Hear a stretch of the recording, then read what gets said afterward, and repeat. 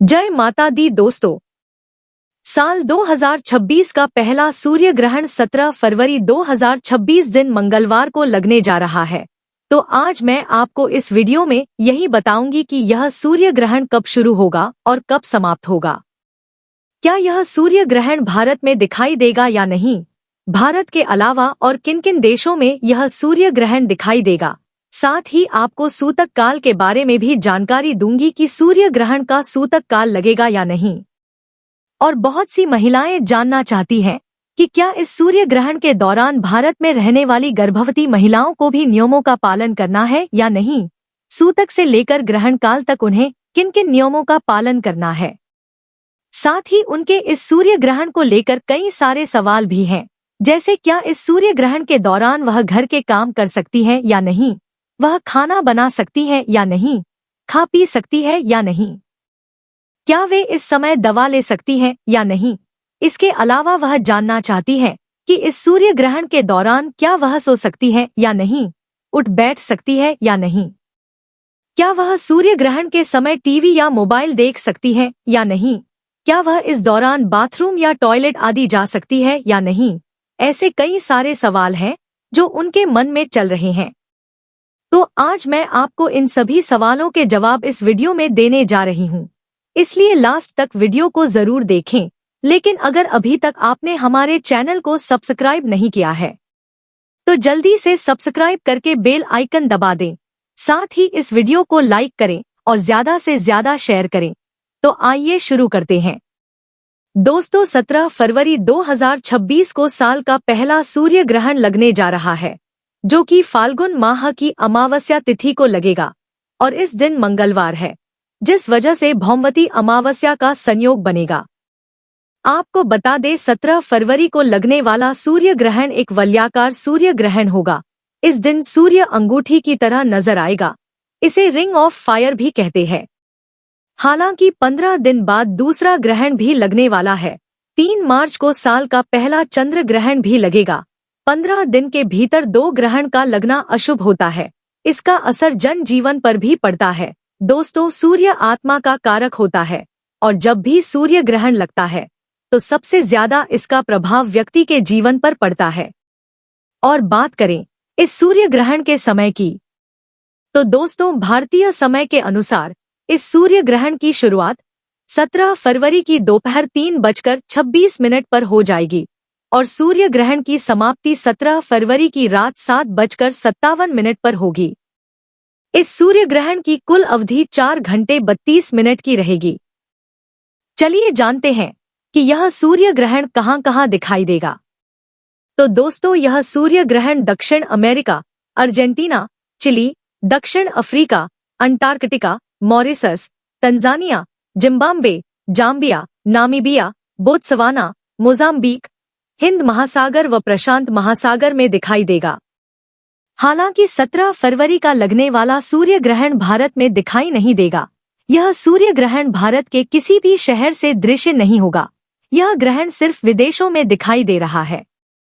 और अब जानते हैं इस सूर्य ग्रहण के सूतक काल के बारे में। तो दोस्तों, क्योंकि यह सूर्य ग्रहण भारत में दिखाई नहीं देगा, इसीलिए इस सूर्य ग्रहण का सूतक काल भी भारत में माना नहीं जाएगा। इसलिए भारत में इस सूर्य ग्रहण का कोई धार्मिक या ज्योतिषीय प्रभाव नहीं माना जाएगा।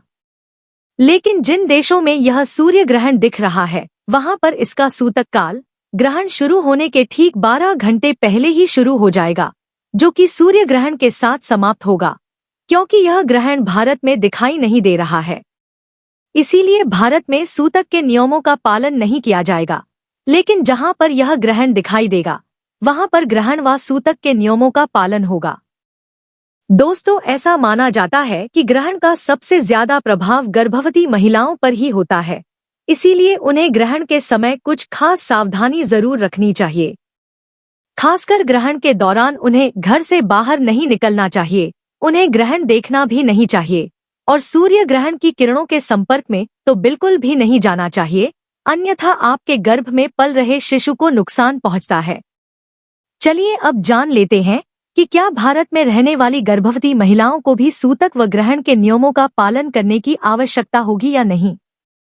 तो दोस्तों आपको बता दूं कि यह सूर्य ग्रहण भारत में दिखाई नहीं दे रहा है, जिस वजह से इसका सूतक काल भारत में लागू नहीं होगा। इसीलिए जो महिलाएं भारत में रहने वाली हैं और प्रेग्नेंट है तो उन्हें सूतक के नियमों का पालन करने की कोई भी जरूरत नहीं है। लेकिन बहुत से लोग हर तरह के ग्रहण के नियमों का पालन करते हैं, खासकर जिनके घर में गर्भवती महिलाएं हैं। उनके घर के बड़े बुजुर्ग ग्रहण के नियमों का पालन करने के लिए कहते हैं, क्योंकि ग्रहण कैसा भी हो, जब भी ग्रहण लगता है तो वायुमंडल में निगेटिविटी बहुत ज्यादा बढ़ जाती है, जिसका असर हर किसी पर पड़ता है। इसीलिए अगर सेफ्टी पॉइंट ऑफ व्यू से अगर आप सूर्य ग्रहण के दौरान कुछ बातों का ध्यान रखेंगी तो अच्छा रहेगा।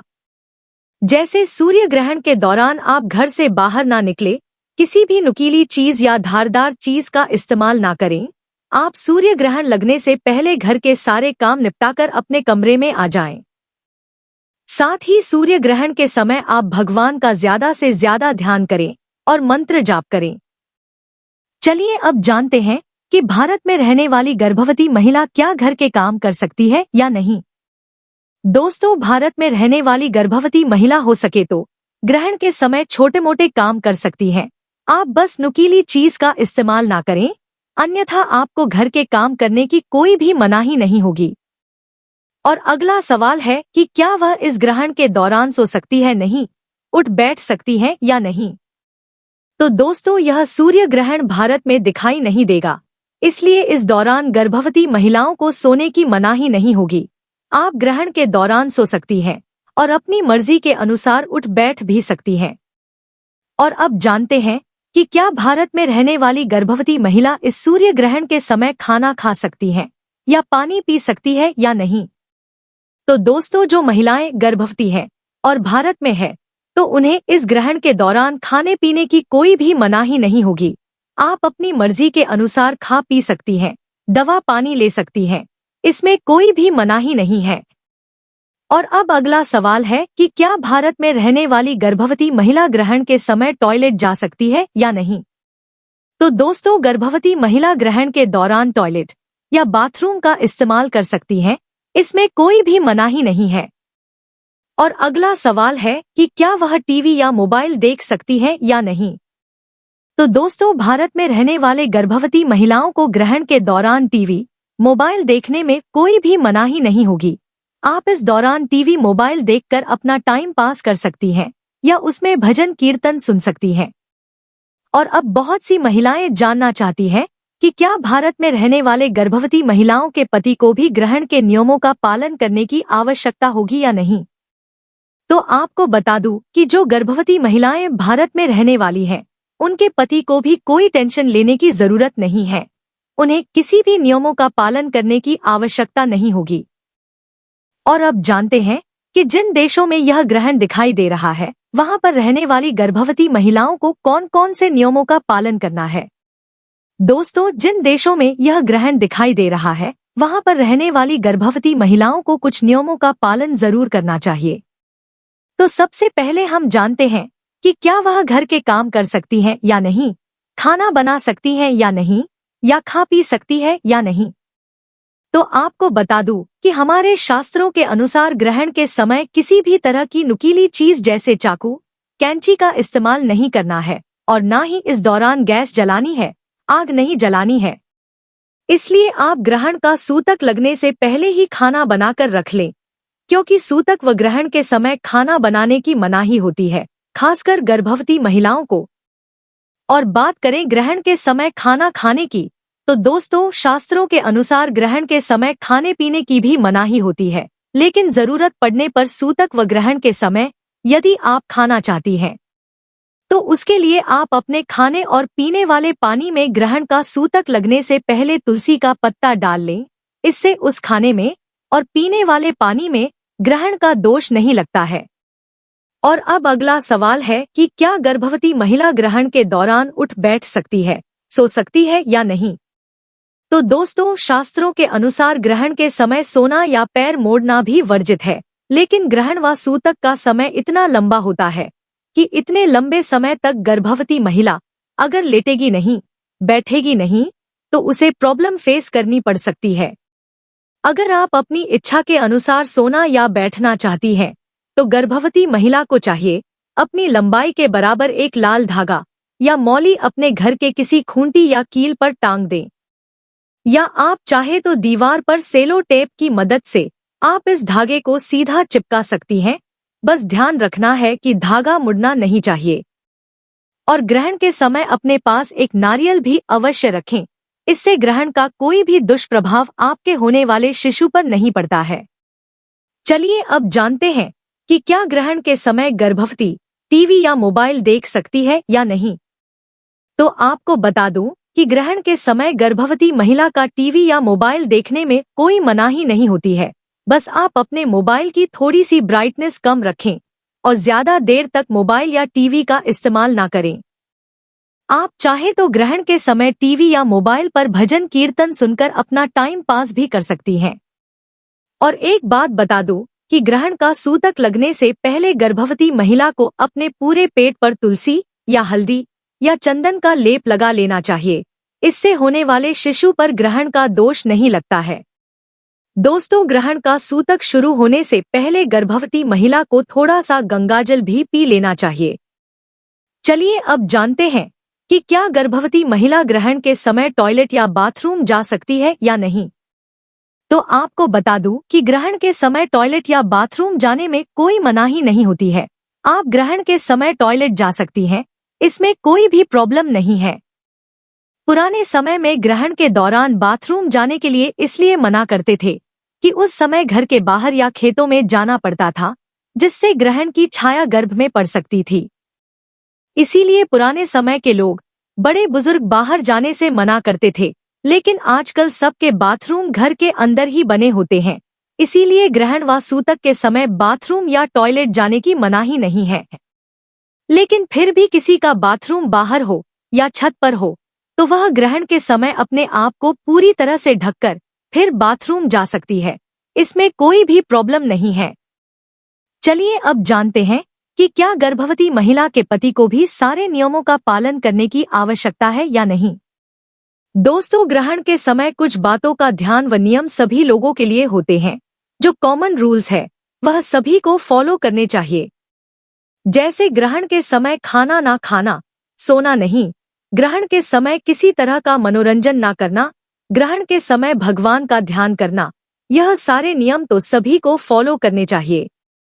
दोस्तों, सूर्य ग्रहण के दौरान गर्भवती महिला को चाहिए कि वह ज्यादा से ज्यादा भगवान व अपने इष्ट देव का नाम जाप करें, या गर्भवती महिलाएं ग्रहण के दौरान संतान गोपाल मंत्र का जाप करें, या फिर किसी धार्मिक पुस्तक का पाठ करें।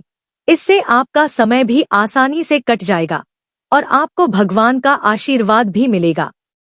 और सूर्य ग्रहण समाप्त होने के बाद गर्भवती महिला को गंगाजल डालकर स्नान करके स्वच्छ वस्त्र धारण करने चाहिए। और यदि आप किसी कारणवश स्नान ना कर सकें या आप बीमार हो तो आप अपने ऊपर थोड़ा सा गंगाजल छिड़ककर अपने कपड़े अवश्य बदल लें।